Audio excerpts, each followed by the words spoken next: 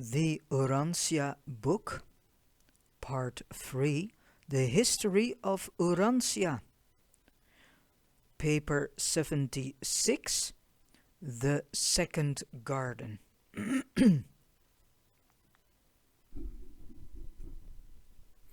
When Adam elected to leave the first garden to the Nodites unopposed, he and his followers could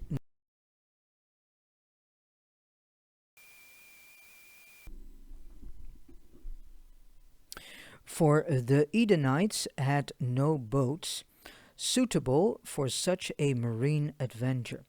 They could not go north. The northern Nodites were already on the march toward Eden. They feared to go south. The hills of that region were infested with hostile tribes. The only way open was to the east, and so they journeyed eastward toward the then pleasant regions between the Tigris and Euphrates river. And many of those who were left behind later journeyed eastward to join the Adamites in their new valley home. Cain and Sansa were both born before the Adamic caravan had reached its destination between the rivers in Mesopotamia. Laota, the mother of Sansa, perished at the birth of her daughter. Eve suffered much but survived. Owing the superior strength, Eve took Sansa, the child of Laota, to her bosom, and she was reared along with Cain. Sansa grew up to be a woman of great ability.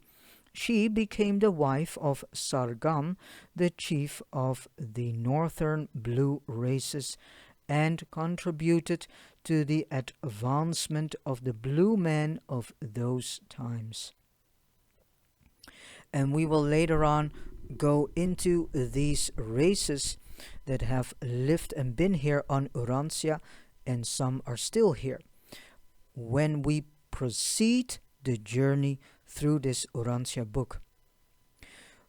1. The Edenites the Edenites enter Mesopotamia. It required almost a full year for the caravan of Adam to reach the Euphrates river. Finding it in flood tide, they remained camped on the plains west of the stream almost 6 weeks before they made their way across to the land between the rivers, which was to become the second garden. When word had reached the dwellers in the land of the second garden that the king and high priest of the Garden of Eden was marching on them, they had fled in haste to the eastern mountains. Adam found all of the desired territory vacated when he arrived. And here in this new location, Adam and his helpers set themselves to work to build new homes and establish a new center of culture and religion. This site was known to Adam as one of the 3 original selections of the committee assigned to choose possible locations for the garden proposed by Van and Amadon.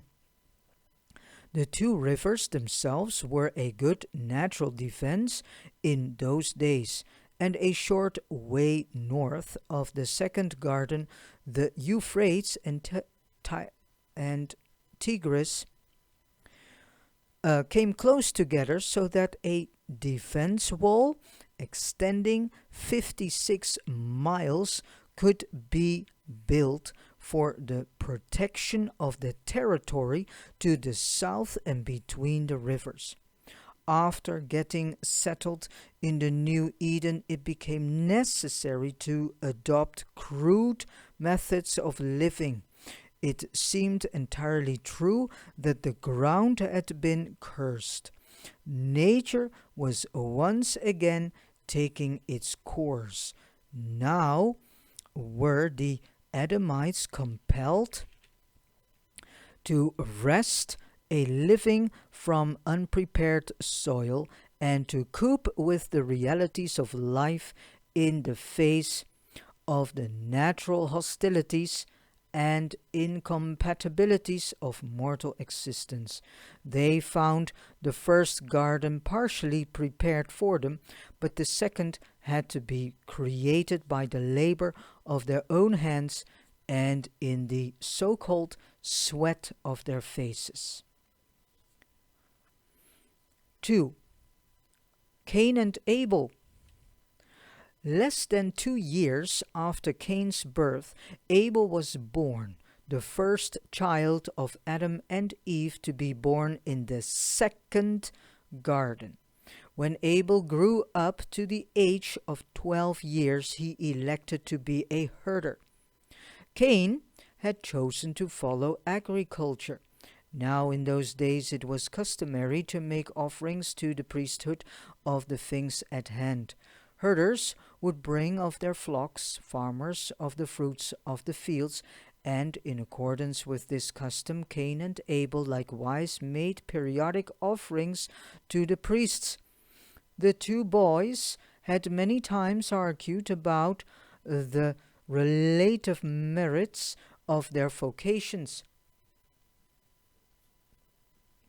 and Abel was not slow to note that preference was shown for his animal sacrifices. In vain did Cain appeal to the traditions of the first Eden, to the former preference for the fruits of the fields. But this Abel would not allow, and he taunted his older brother in his discomfiture.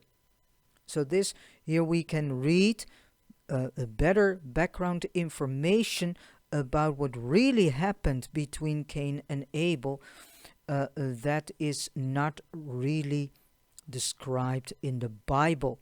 And better said, in the Bible, that story has some distortions in it.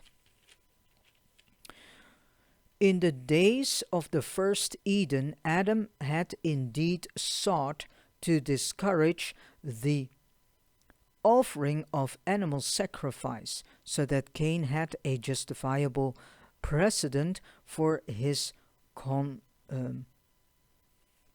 contentions. It was, however, difficult to organize the religious life of the second Eden. Adam was burdened with 1,001 details associated with the work of building, defense, and agriculture. Being much depressed spiritually, he entrusted the organization of worship and education to those of the Nodite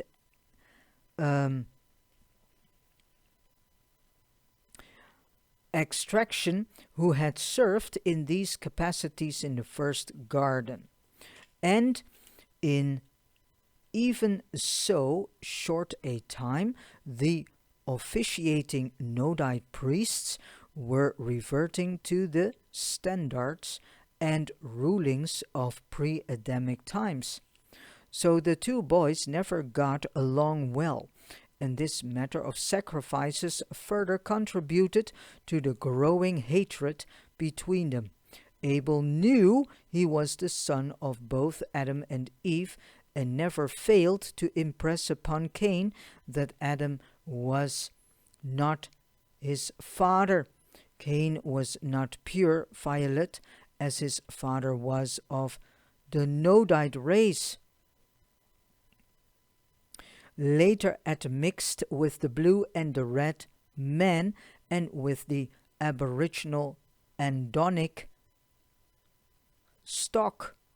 And all of this with Cain's natural bellicose inheritance caused him to nourish an ever increasing hatred for his younger brother.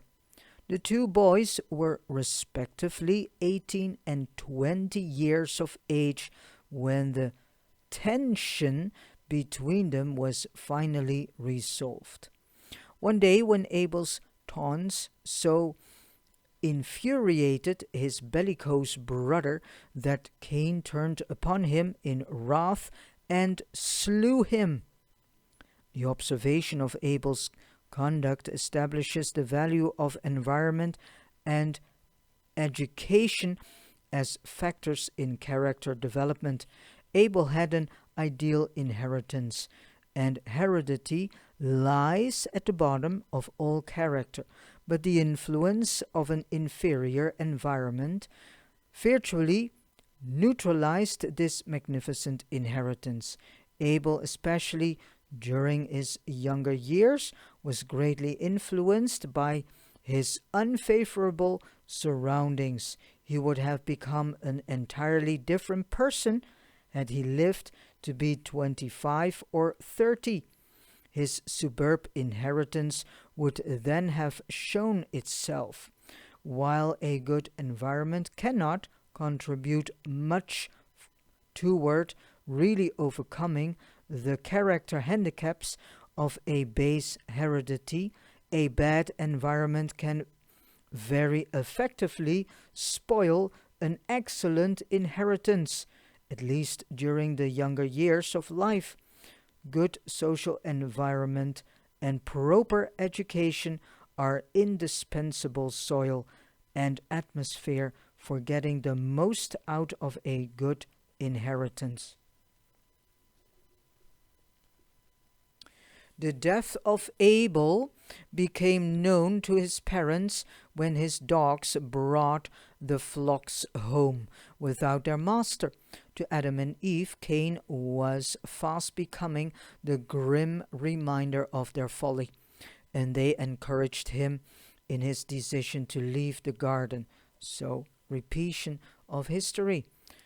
Cain's life in Mesopotamia had not been exactly happy, since he was in such a peculiar way symbolic of the default. It was not that his associates were unkind to him, but he had not been unaware of their subconscious resentment of his presence. But Cain knew that since he bore no tribal mark, he would be killed by the first neighboring tribesman who might chance to meet him. Fear and some remorse led him to repent. Well, this is something that the Bible is not really telling us, that Cain eventually got into remorse and repentance. Cain had never been indwelt by an adjuster, which is God the Father fragment in us, had always been defiant of the family discipline and disdainful of his father's religion. But he now went to Eve, his mother, and asked for spiritual help and guidance. And when he honestly sought divine assistance, an adjuster indwelt him. And this adjuster, dwelling within and looking out, gave Cain a distinct advantage of superiority, which classed him with the greatly feared tribe of Adam. And I must add here, because every time when I read this, I get emotional.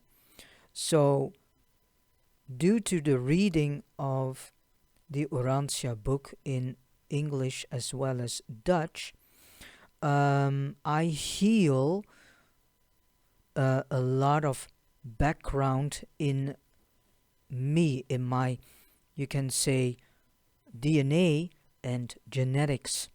So this is for me a healing journey, and I truly and sincerely hope that it will also be for my fellow brothers and sisters who are listening to this audio video. And so Cain departed for the land of Nod, east of the second Eden. He became a great leader among one group of his father's people, and did, to a certain degree, fulfill the predictions of Saraptatia, for he did promote peace between this division of the Nodites and the Adamites throughout his lifetime. Cain married Ramona, his distant cousin, and their first son Enoch became the head of the Elamite Nodites. And for hundreds of years the Elamites and the Adamites continued to be at peace. Well, that is quite of a heritage, I must say so. Point 3. Life in Mesopotamia.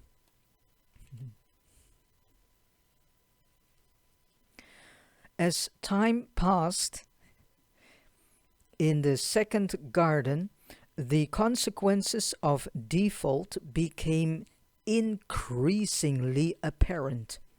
Adam and Eve greatly missed their former home of beauty and tranquility, as well as their children who had been deported to Edencia. It was indeed pathetic to observe this magnificent couple reduced to the status of the common flesh of the realm, but they bore their diminished estate with grace and fortitude, something we can learn from. Adam wisely spent most of the time training his children and their associates in civil administration, educational methods, and religious devotions. Had it not been for this foresight, pandemonium would have broken loose upon his death. As it was, the death of Adam made little difference in the conduct of the affairs of his people. But long before Adam and Eve passed away, they recognized that their children and followers had gradually learned to forget the days of their glory in Eden. And it was better for the majority of their followers that they did forget the grandeur of Eden. They were not so likely to experience undue dissatisfaction with their less fortunate environment. The civil rulers of the Adamites were derived hereditarily from the sons of the first garden. Adam's first son, Adamson, or Adam ben Adam, founded a secondary center of the violet race to the north of the second Eden. Adam's second son, Eveson, became a masterly leader and administrator. He was the great helper of his father. Eveson lived not quite so long as Adam, and his eldest son, Jansat, became the successor of Adam as the head of the Adamite tribes. The religious rulers or priesthood originated with Seth, the eldest surviving son of Adam and Eve, born in the second garden. He was born 129 years after Adam's arrival on Urantia. Seth became absorbed in the work of improving the spiritual status of his father's people, becoming the head of the new priesthood of the second garden. His son Enos founded the new order of worship, and his grandson Canaan instituted the foreign missionary service to the surrounding tribes near and far. The Sethite priesthood was a threefold undertaking, embracing religion, health, and education. The priests of this order were trained to officiate at religious ceremonies, to serve as physicians and sanitary inspectors, and to act as teachers in the schools of the garden.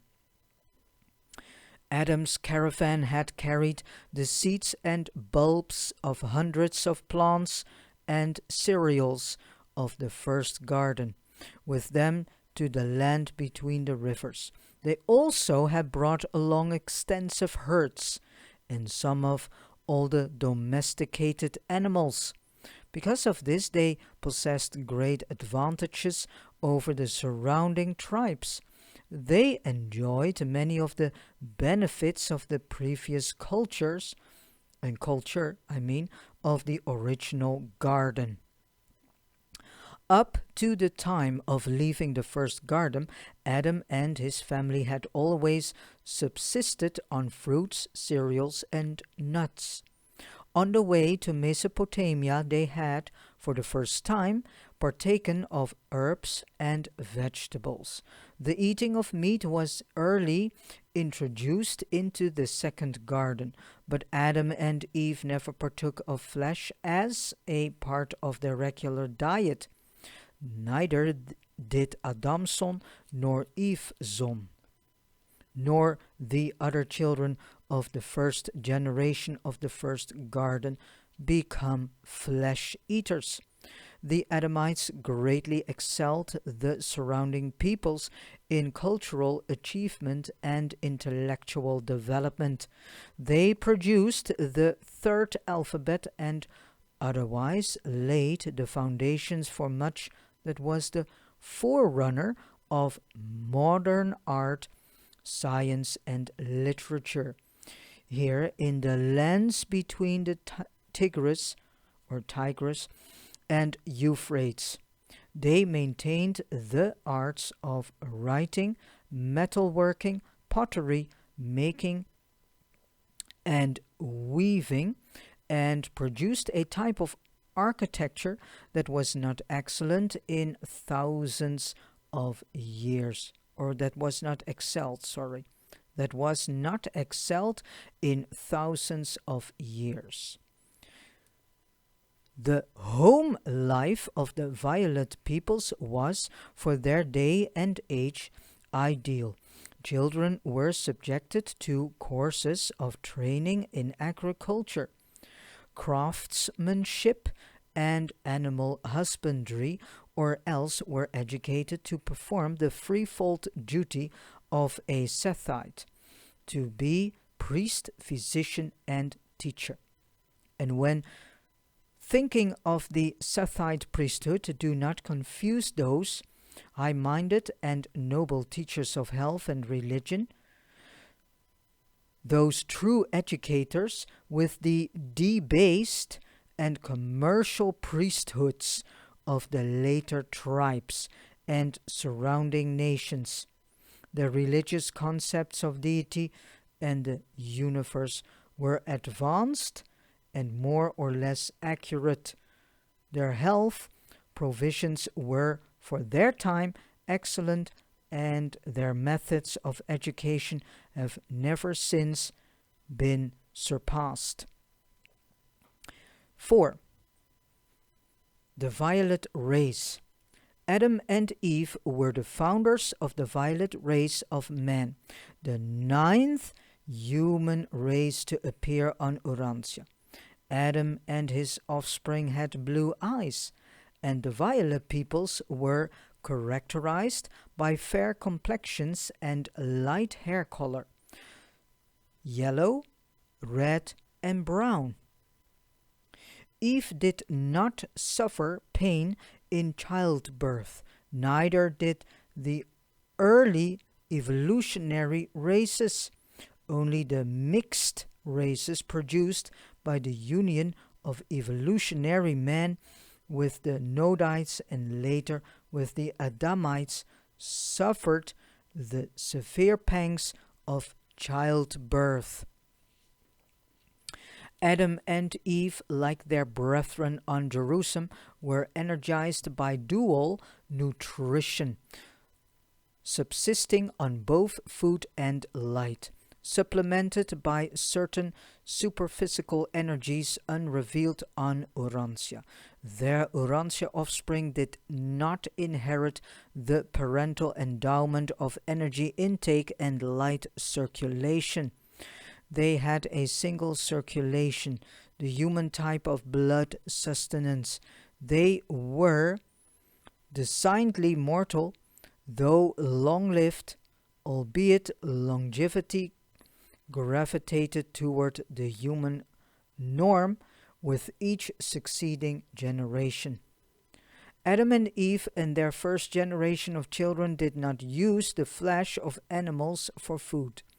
They subsisted wholly upon the fruits of the trees, and after the first generation, all of the descendants of Adam began to partake of dairy products. But many of them continued to follow a non-flesh diet. Many of the southern tribes with whom they later united were also non-flesh eaters. Later on, most of these vegetarian tribes migrated to the east and survived as now admixed in the peoples of India. Both the physical and spiritual visions of Adam and Eve were far superior to those of the present-day peoples. Their special senses were much more acute, and they were able to see the midwayers and the angelic hosts, the Melchizedeks and the fallen prince Caligastia, who several times came to confer with his noble successor. They retained the ability to see these celestial beings for over 100 years after the default. These special senses were not so accurately present in their children and tended to diminish with each succeeding generation. The Adamic children, were usually adjuster indwelt, since they all possessed undoubted survival capacity. And the adjuster means that they were foreseen with the God the Father fragment, which we all have. These superior offspring were not so subject to fear as the children of evolution. So much of fear persists in the present-day races of Urantia because your ancestors received so little of Adam's life plasm, owing to the early miscarriage of the plans for racial physical uplift. The body cells of the material sons and their progeny are far more resistant to disease than are those of the evolutionary beings indigenous to the planet. The body cells of the native races are akin to the living disease producing microscopic and ultra-microscopic organisms of the realm. These facts explain why the Urantia peoples must do so much by way of scientific effort to withstand so many physical disorders. You would be far more disease resistant if your races carried more of the Adamic life. After becoming established in the second garden on the Euphrates, Adam elected to leave behind as much of his life plasm as possible to benefit the world after his death. Accordingly, Eve was made the head of a commission of 12 on race improvement, and before Adam died, this commission had selected 1,682 of the highest type of women on Urantia, and these women were impregnated with the Adamic life plasm. Their children all grew up to maturity except 112, so that the world in this way was benefited by the addition of 1,570 superior men and women. Though these candidate mothers were selected from all the surrounding tribes and represented most of the races on earth, the majority were chosen from the highest strains of the Nodites, and they constituted the early beginnings of the mighty Edentide race. These children were born and reared in the tribal surrounding of their respective mothers. 5. Death of Adam and Eve. Not long after the establishment of the second Eden, Adam and Eve were dully informed that their repentance was acceptable, and that while they were doomed to suffer the fate of the mortals of their world, they should certainly become eligible for admission to the ranks of the sleeping survivors of Urantia.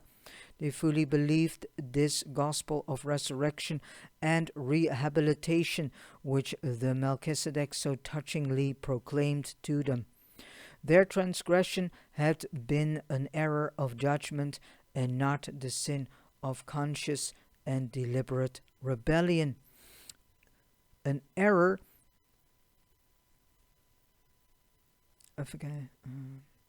Adam and Eve did not, as citizens of Jerusalem, have thought adjusters, nor were they adjuster indwelt when they functioned on Urantia in the first garden, but shortly after their reduction to mortal status, they became conscious of a new presence within them and awakened to the realization that human status coupled with sincere repentance had made it possible for adjusters to indwell them. It was this knowledge of being adjuster indwelt that greatly heartened Adam and Eve throughout the remainder of their lives. They knew that they had failed as material sons of Satania, but they also knew that the paradise career was still open to them as ascending sons of the universe. Adam knew about the dispensational resurrection which occurred simultaneously with his arrival on the planet, and he believed that he and his companion would probably be repersonalized in connection with the advent of the next order of sonship. He did not know that Michael, the sovereign of this universe, was so soon to appear on Urantia. He expected that the next son to arrive would be of the Avonal order. Even so, it was always a comfort to Adam and Eve, as well as something difficult for them to understand, to ponder the only personal message they ever received from Michael. This message, among other expressions of friendship and comfort, said, "I have given consideration to the circumstances of your default. I have remembered the desire of your hearts ever to be loyal to my Father's will, and you will be called from the embrace of mortal slumber when I come to Urantia, if the subordinate sons of my realm do not send for you before that time." And this was a great mystery to Adam and Eve. They could comprehend the veiled promise of a possible special resurrection in this message, and such a possibility greatly cheered them, but they could not grasp the meaning of the intimation that they might rest until the time of a resurrection associated with Michael's personal appearance on Urantia. And so the Edenic pair always proclaimed that a Son of God would sometime come, and they communicated to their loved ones the belief, at least, the longing hope, that the world of their blunders and sorrows might possibly be the realm whereon the ruler of this universe would elect to function as the paradise bestowal Son. It seemed too good to be true. But Adam did entertain the thought that strife-torn Urantia might, after all, turn out to be the most fortunate world in the system of Satania, the envied planet of all Nebadon. Adam lived for 530 years. He died of what might be termed old age. His physical mechanism simply wore out. The process of disintegration gradually gained on the process of repair, and the inevitable end came. Eve had died 19 years previously of a weakened heart.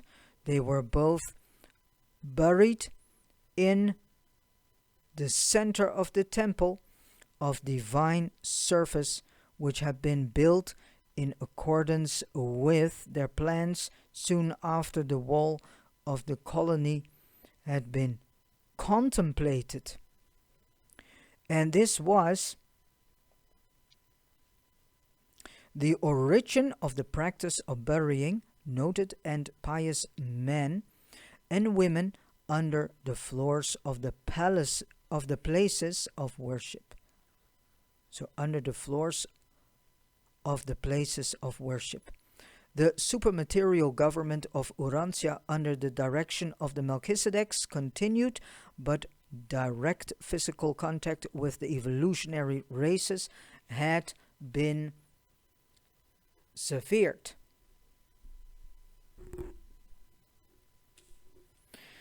From the distant days of the arrival of the corporeal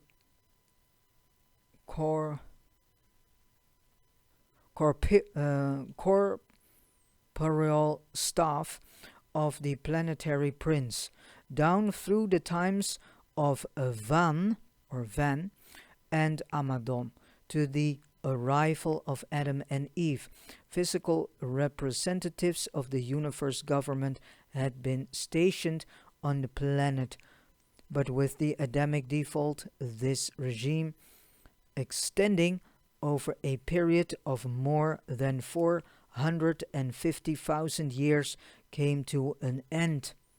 In the spiritual spheres, angelic helpers continued to struggle in conjunction with the thought adjusters, both working heroically for the selfish of the individual, but no comprehensive plans for far-reaching world welfare was promulgated to the mortals of earth until the arrival of Machiaventa Melchizedek in the times of Abraham, who, with the power, patience, and authority of a Son of God, did lay the foundations for the further uplift and spiritual rehabilitation of unfortunate Urantia.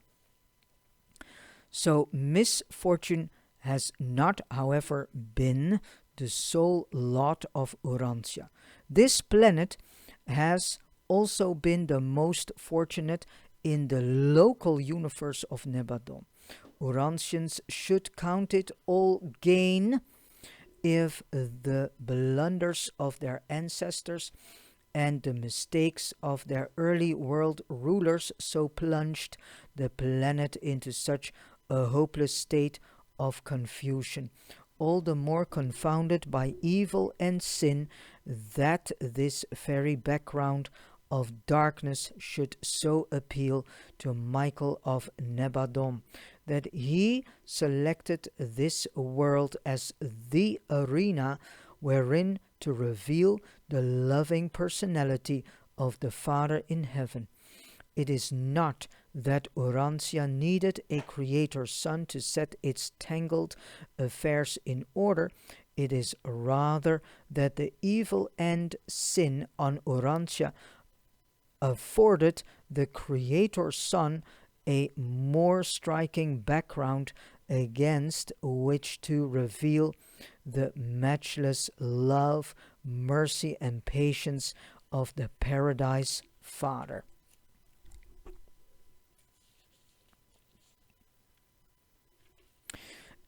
Point 6. Survival of Adam and Eve.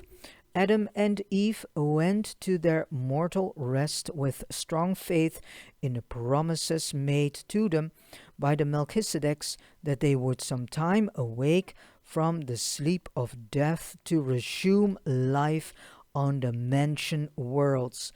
And these worlds will be our next step in our and on our path of ascension into light and life, and in becoming these perfect spiritual human beings who will be as perfect as God the Father himself is, and so one day will be able to stand before God himself. Worlds all so familiar to them in the days preceding their mission in the material flesh of the violet race on Urantia. They did not long rest in the oblivion of the unconscious sleep of the mortals of the realm. On the third day after Adam's death, the second following his reverent burial, the orders of Lana Forge, sustained by the acting Most High of Edentia and concurred in by the Union of Days on Selfington, acting for Michael, were placed in Gabriel's hands, directing the special roll call of the distinguished survivors of the Adamic default on Urantia. And in accordance with this mandate of special resurrection, number 26 of the Urantia series, Adam and Eve were repersonalized and reassembled in the resurrection halls of the mentioned worlds of Satania, together with 1,316 of their associates in the experience of the first garden.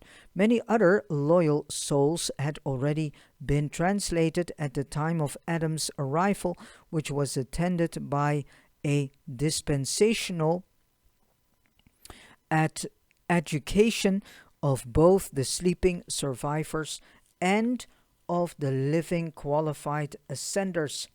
Adam and Eve quickly passed through the worlds of progressive ascension until they attained citizenship on Jerusalem, once again to be residents of the personalities. They left Jerusalem as permanent citizens, sons of God. They returned as ascendant citizens, sons of men. They were immediately attached to the Urantia service on the system capital, Satania, later being assigned membership among the 24 counselors who constitute the present advisory control body of Urantia. So in a certain way they are still in connection with Urantia. And thus ends the story of the planetary Adam and Eve of Urantia, a story of trial, tragedy, and triumph, at least personal triumph for your well-meaning but deluded material son and daughter. And undoubtedly In the end, a story of ultimate triumph for their world and its rebellion tossed and evil harassed inhabitants. When all is summed up, Adam and Eve made a mighty contribution to the speedy civilization and accelerated biologic progress of the human race. They left a great culture on earth, but it was not possible for such an advanced civilization to survive in the face of the early delusion and the eventual submergence of the Adamic inheritance. It is the people who make a civilization. Civilization does not make the people. And this paper has been brought to us and presented to us by Solonia, the seraphic voice in the garden. And with this, we have ended this reading of paper 76 of the third section of the book, which is all about the history of Urantia. Thank you for listening, and that all these words may settle in your heart, mind, and soul, and that it will make a renewing of your heart, mind, and soul. Again, thank you for listening, and God bless you.